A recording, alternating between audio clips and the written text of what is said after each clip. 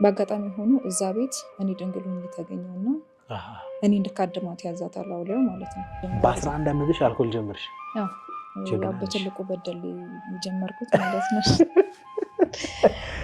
ጫታውንም ትቅሚያለሽ? እቅማለሁ። እንደውም ሺሻ ጀምሬ ነበር ያልነገርኩህ። እየቀምሽ ተኛለሽ?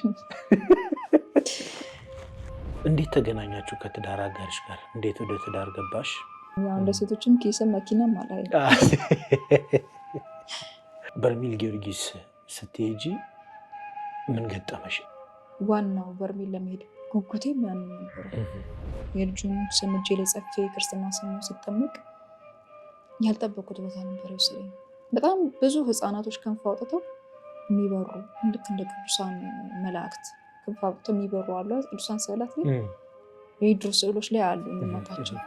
እንደዛ ሆኖ ልጁ ባይቶት አረፈባት። አረፈባት? በቀደም በመድኃኒዓለም ቀን እንዳረፈባት ነገረች። በመድኃኒዓለም ቀን?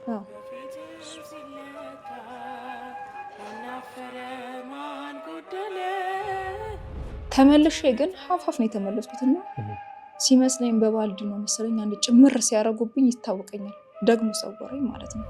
እያንዳንዷ ያየኋት ነገር በተግባር ነው። አላቆመም አለ መኪና። በዛ መሀል መኪና በጣም የተጓዘን የበሩን ከፍቼ ከመኪናው ዘልዬ ወረድኩ ማለት ነው። እንዴ ስንት ዓመትሽ ነበር ቡና ቤት ስትቀጠሪ? 10 ዓመቴ ነበር። በ10 ዓመትሽ ቡና ቤት? ወደ 126 የምንሆን ሰዎች ተወተን 90 ምናምን ሰዎች ነን የገባነው ሱዳን። 30 ምናምን ሞተው ማለት ነው። ቀጥታ ፊት ለፊት በአካል ነበር የሚፋለመው። የሆነ የሰው አምሳል እየተላበሰ ፊቱን ማንነቱን ማየት በማልችለው ማለት ነው። በቤተሰብ የደምቅ ነበር ሰርጌ።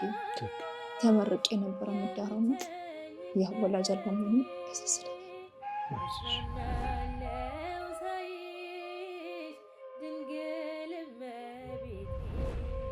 አዲስ እድል ሌላ እድል ተሰጥቶኛል።